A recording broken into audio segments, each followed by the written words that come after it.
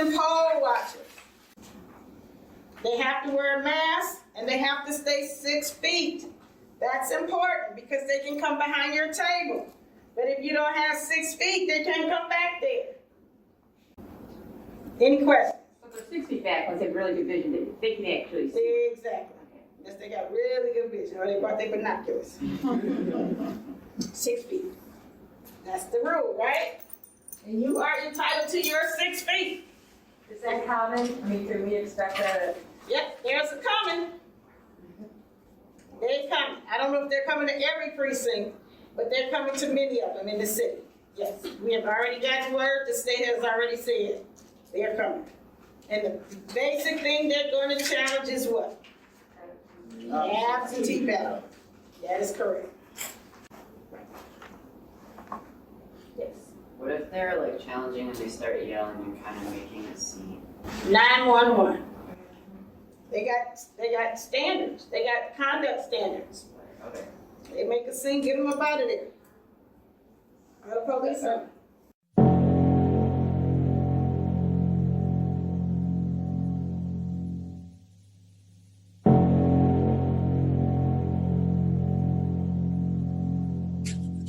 On behalf of the plaintiff, what is it you would wish to say to the court? At this point, Your Honor, I am very happy to report that the parties and the attorneys have been working very diligently this morning to try to reach a resolution, and I'm happy to report that we have. I'm delighted to hear what it is. I will read what my understanding of the substantive agreement is. There is, as indicated in the complaint, a written directive issued on October 16th, 2020 from defendants indicating the following.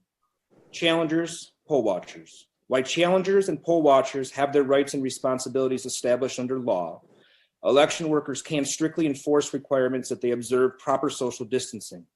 Challengers and poll watchers are subject to the requirement in MDDHS order to use face coverings in enclosed places, unless exempt due to health reasons.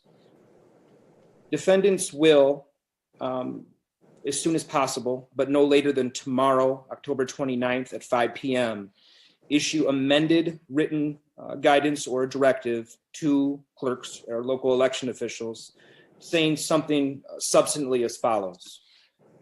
Challengers, poll watchers. Challengers and poll watchers have certain rights and responsibilities established by Michigan election law. Challengers and poll watchers are required to wear masks that cover the nose and mouth to the extent medically able to do so consistent with the MDHHS order, and maintain social distancing when not performing their legal duties. Challengers and poll watchers should maintain at least 6 feet of distance between themselves and election workers and voters as reasonably possible. However, to the extent that it is necessary to temporarily stand in closer proximity to election workers, to have a challenge heard, to observe the poll book, or perform any other legal duty, challengers and poll watchers are permitted to do so, provided close personal interaction is as brief as possible. Once a challenge or necessary observation is complete, challengers and poll watchers should resume remaining 6 feet away from voters and poll workers. The parties would, following this hearing, also enter into a written agreement to that effect, incorporating the exact language as I just substantively outlined. That would be our resolution, Your Honor, that I think at this late hour encompasses everyone's interests. On behalf of the defendant, would you concur that your colleague has accurately stated the terms of the proposed resolution? Only to clarify, Your Honor, that we're not committing to the language, but in the substance of it. So there's going to, we were working in about 15 minutes before this hearing. So haste doesn't usually lead to the most clear instructions. So there may be some further refinement. There will be some further refinement, but fundamentally, substantively, that is essentially what Director Brader said in the email we attached in our response. So there shouldn't be any problem. Okay, so for my purposes, the key aspects of this agreement are that while challengers are to be masked unless medically unable to do so, and to distance at 6 feet when not performing their tasks, they are permitted to approach poll workers in order to effectuate their work doing so as briefly and efficiently as possible. That's generally what I think I've heard you say. That is, in general terms, my understanding as well, Your Honor. That is All right. correct on behalf of plaintiffs, Your Honor. Well, thank you very much for working to resolve this amongst yourselves in the interest of the people of the state of Michigan. I will entertain then a motion, I should receive an order which would resolve this case. In a perfect world, I'd get it by tomorrow. However, I am more concerned that you get the directive out and amend the frequently asked questions for the election workers than I am about this court's docket. So if I at least get this matter resolved by order by election day, I'm happy. Thank you very much. Understood. Thank you very much for your time this morning, Your Honor. Thank Thank you. you.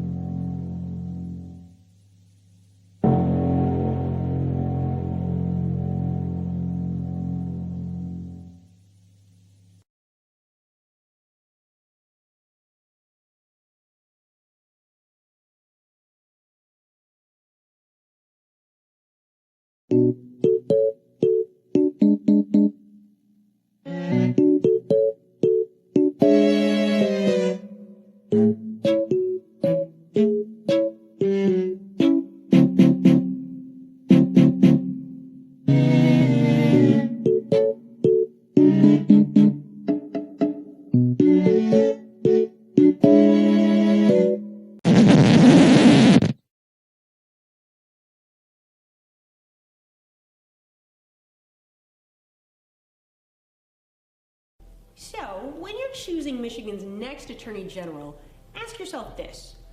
Who can you trust most not to show you their penis in a professional setting? Is it the candidate who doesn't have a penis? I'd say so. You may never have heard of Dana Nessel. She's the highly partisan, not especially bright Attorney General of the state of Michigan. Nessel ran for office 2 years ago with an ad, we're not making this up, bragging that she, quote, doesn't have a penis. That's the kind of person she is. She's divisive, she's a buffoon. Unfortunately, Dana Nessel has power now, and she's set about abusing it in the most un-American possible ways. Michigan cities are some of the most violent places in the Western Hemisphere.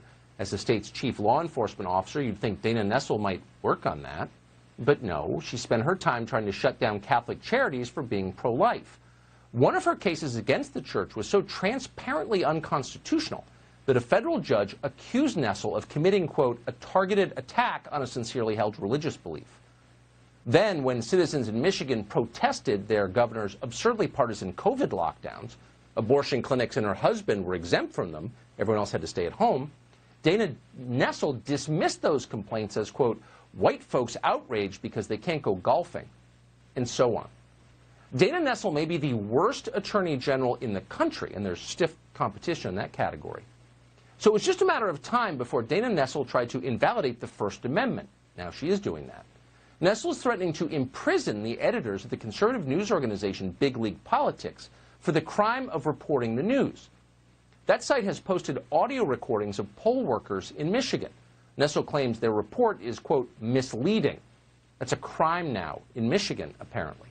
And just in case that wasn't clear, Nessel warned Big League Politics that, quote, failure to comply will result in criminal prosecution. So if you disagree with Dana Nessel, you will go to jail. That's the new third world standard in Michigan. What's interesting is that other news organizations have said virtually nothing about this. CNN isn't complaining about it, neither is the Washington Post or the New York Times. They love authoritarianism as long as their team is benefiting from it. We don't like it, no matter who's in charge. Maybe Dana Nessel should fight someone her own size. Instead of terrorizing an independent website, why doesn't Dana Nessel try that with us? Go ahead, Dana Nessel. See how that goes. Good luck.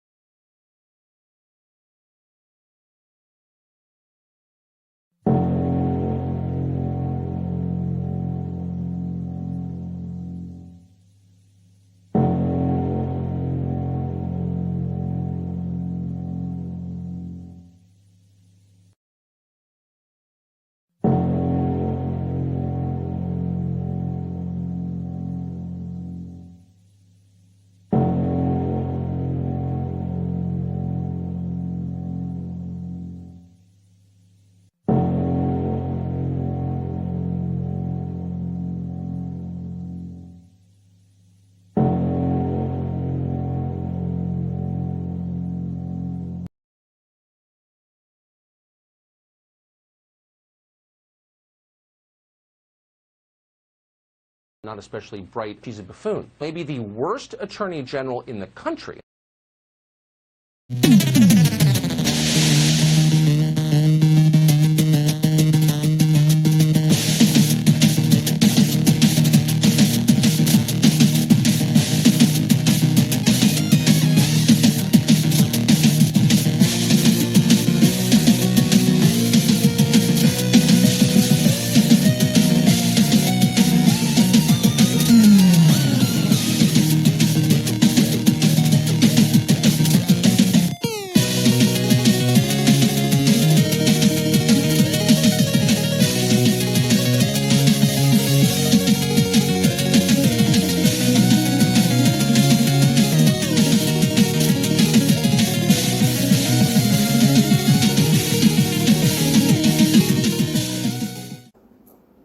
All right, so everyone go back to your search bar of this precinct, type in this last name, Allen, A-L-L-E-N, comma, D-E-R, and stop. What do you see? Two. Same birthday. You're seeing doubles with the same, so it's 7:45 and you're seeing doubles. You're seeing two, that happens, right? People have the same date of birth. But you have to look for the subtle differences. So what are some of the differences? Yes. 2 hours. One has 2 hours. Somebody has a middle name. So these are questions you can ask, right? If you click on them, they both have different addresses. Yes. So before we call up chairperson, should we check to make sure it's not Alan Thomas there? Yes, you're gonna verify him, yes. Before you call anybody, you're gonna verify that you have the right person, yes. You're basically trusting your chairperson at the receiver board. And I have trust issues. So pull on this box because you'll be saving your money. Last elections, a guy actually came armful of ballots in his box and his folders. And she's like, your people in your precinct let you leave like that. You know, nobody is getting paid. You have an arm full of ballots. So you just sat here for 15 hours for absolutely nothing.